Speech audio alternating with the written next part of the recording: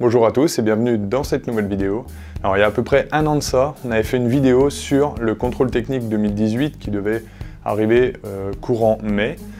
Cette vidéo, j'ai vu qu'elle a vraiment bien marché, vous avez été beaucoup à mettre des commentaires et vous poser plein de questions sur ce contrôle technique. Et j'avais envie de refaire une vidéo parce qu'on a eu une évolution du contrôle technique il y a à peu près 3 à 4 mois de ça, et on va avoir une grosse évolution pour l'année prochaine.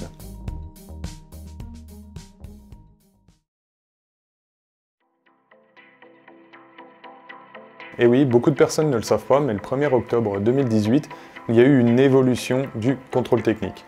Alors c'est des petites choses qui ont évolué, mais il y a quand même une évolution. Je pense que cette évolution est pareille que les autres, donc je pense qu'il faut en parler aussi. Donc je voulais reprendre les points avec vous qui ont évolué. Et pour ça, je vais m'appuyer donc sur le texte officiel.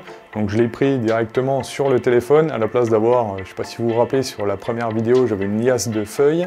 Je préfère l'avoir sur le téléphone, ça évite d'imprimer 200 feuilles à chaque fois. Pour l'évolution du contrôle du 1er octobre 2018, ce qui a changé, le premier point, c'est sur les roulements de roues. Avant, quand il y avait un jeu sur les roulements de roues, on était noté et on était en majeur quand il y avait juste du jeu.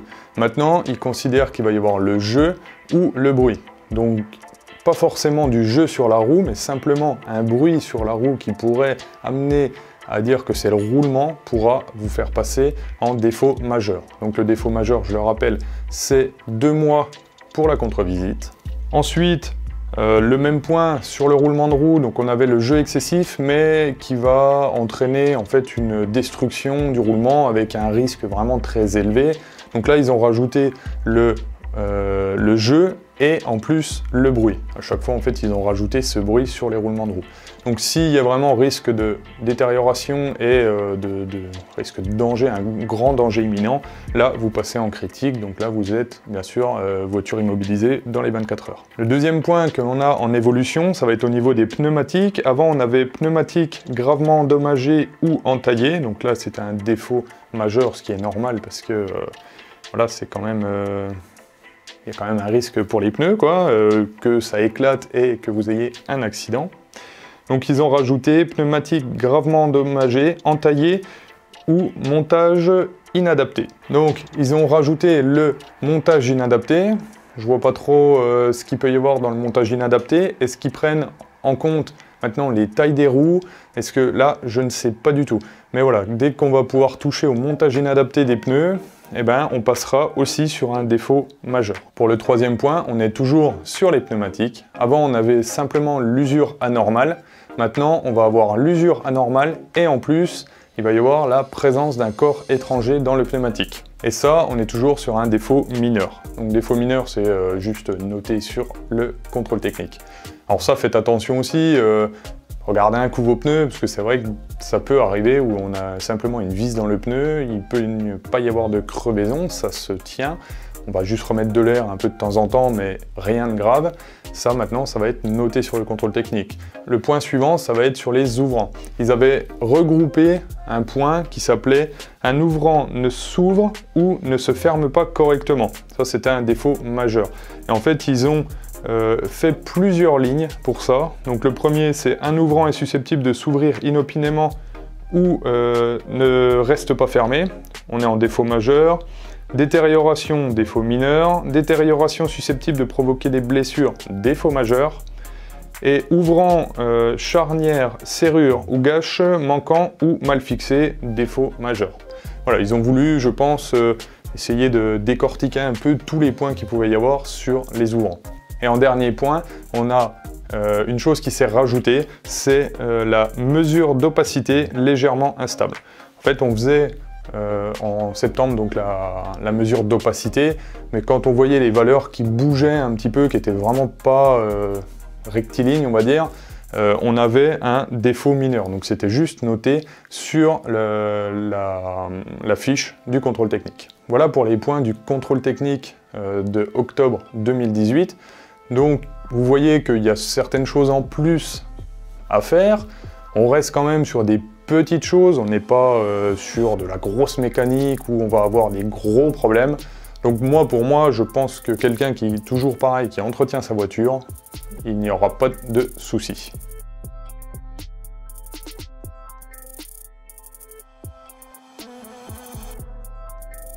Ensuite, au 1er janvier 2019, devait sortir le nouveau contrôle technique, on va dire renforcement du contrôle des polluants. Moi je l'appelle un peu comme ça.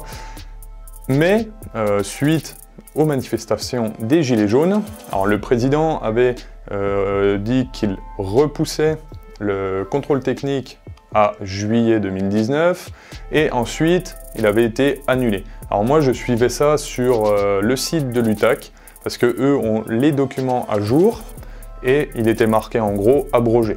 Donc pour le moment, on n'avait plus de contrôle technique avec les polluants. Sauf que le 20 décembre 2018, un nouveau décret est sorti. Donc ce décret nous dit que le 1er juillet 2019, ils remettent en service ce contrôle technique. On aura gagné 6 mois sur ceci, mais maintenant j'ai essayé de vous expliquer qu'est-ce qui va évoluer. Alors pour le contrôle technique de juillet 2019, on va avoir 3 points, on va dire, essentiels sur l'opacité des gaz d'échappement. Donc les 3 points, ça va être l'opacité dépasse la valeur de réception où les mesures sont instables. On va avoir mesure d'opacité légèrement instable, mais celle-là par contre, elle était déjà sur le contrôle technique de octobre 2018. Et le dernier point, on va avoir l'opacité dépasse les limites réglementaires en l'absence de valeur de réception où les mesures sont instables.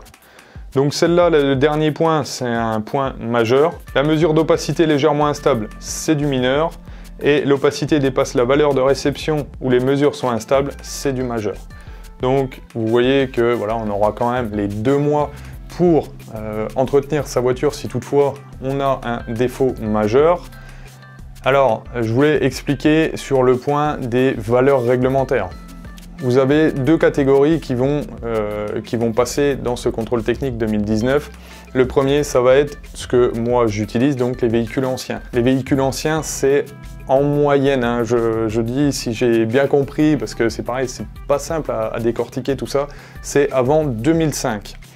En fait, c'est la norme Euro. Les normes Euro, c'est les normes de pollution qu'on a fait diminuer petit à petit. Donc avant 2004-2005, ces valeurs, on n'en avait pas. Le constructeur ne donnait pas de valeur d'opacité, ou on ne les avait pas toutes. Donc avant ces années-là, on va avoir une valeur de référence qui est donnée par l'État. L'État va nous dire, eh ben, si vous n'avez pas de valeur de référence pour votre voiture, eh ben, le niveau, ce sera là. Ensuite, les véhicules après donc, 2005, eux ont des valeurs de référence. Et bien là, on va faire appliquer le contrôle technique par rapport aux valeurs de référence du constructeur. Donc bien sûr, peut-être qu'avant 2005, il y avait certaines voitures qui avaient déjà ces valeurs de référence qu'il va falloir appliquer aussi, hein. En fait, le contrôle technique nous dit si il y a une valeur de référence du constructeur, on l'applique. S'il n'y en a pas, on applique la valeur donnée par l'État. Donc là, ça va nous amener 2 types de voitures. Celles qui ont les valeurs de référence, donc là, on applique, et forcément, les valeurs sont quand même assez faibles, et on va avoir les voitures qui n'ont pas ces valeurs de référence, et là, on va appliquer ceux de l'État, et là, elles sont un petit peu plus hautes. Donc pour les Youngtimer, moi, ce que j'ai vu, du genre la 205 GTI ou la 205 CTI, les valeurs sont quand même assez hautes, on ne devrait pas être embêté. Si on a un bon réglage du moteur, qu'on a un bon système d'échappement, qu'on n'a pas de fuite, qu'on n'a pas de problème, normalement, ça va passer très bien le contrôle technique. Par contre, les véhicules après, donc qui ont ces valeurs de référence, eux vont avoir d'autres soucis. Le système d'échappement, il va vraiment falloir bien le contrôler. Tout ce qui est sonde, tout ce qui est le FAP en lui-même, alors ça va être dur de le contrôler, mais s'il commence à être bien encrassé, là, les valeurs vont commencer à monter. Et là, les problèmes vont arriver avec. Il va falloir remplacer les FAP, il va falloir remplacer les systèmes d'échappement, les vannes, Ça, c'est vrai que ça va être un peu dur, et en plus, c'est très coûteux. Donc on va voir, toujours pareil, j'essaye de peser un peu mes mots, on va attendre juillet pour voir ce qu'il est dit. Ce que j'ai vu sur internet, c'est que pour le moment, on est à 0,1% de personnes qui aient refusé par rapport à l'opacité. Là, on passerait entre 10 et 15%. À voir ce que ça donne pour nos anciennes, à voir ce que ça donne aussi pour les véhicules récents. Là, il n'y a que l'avenir qui va pouvoir nous le dire. Maintenant, la question, avant qu'on me la pose, est-ce que je trouve ça bien? Moi, pour l'environnement, oui, je vais trouver ça bien parce que forcément, moins on a de polluants, mieux c'est pour tout le monde. Moi, comme vous le savez, je suis pour la voiture électrique. C'est que mon avis personnel, je n'engage pas l'avis de qui que ce soit, c'est mon avis personnel. Je pense que c'est un très bon choix d'avoir des voitures électriques, mais je suis aussi fan de vieilles voitures. Donc là, pour le contrôle technique, oui, ça peut être bien de moins polluer. Par contre, est-ce que c'est bien pour les voitures? Ben non, je pense qu'il y a peut-être d'autres choses à faire que ça, mais à un moment, on va être obligé d'appliquer la loi si on veut utiliser nos voitures. Voilà, j'espère que cette vidéo vous aura plu sur l'évolution du contrôle technique pour 2019. Donc ça, c'est applicable, comme je vous le disais, au 1er juillet, par rapport au décret qui a été voté le 20 décembre 2019. On verra, peut-être qu'avec ce qui se passe en France, peut-être que ce sera annulé. J'y crois pas trop. Faut pas oublier que derrière, il y a aussi une industrie du contrôle technique qui ont dû s'équiper en matériel pour faire ces contrôles-là. Donc, je ne sais pas. On verra ce que l'avenir nous réserve, bien sûr. Si on me dit que le contrôle technique 2019 est complètement annulé, alors là, je serai vraiment aux anges, mais j'ai du mal à y croire. Si toutefois la vidéo vous a plu, n'hésitez pas à mettre un petit pouce bleu en bas, n'hésitez pas aussi à vous abonner. Vous pouvez aussi me retrouver sur Facebook, sur Discord, sur Instagram. Tous les liens sont dans la description. Je vous souhaite à tous une très bonne semaine. Restaurez bien.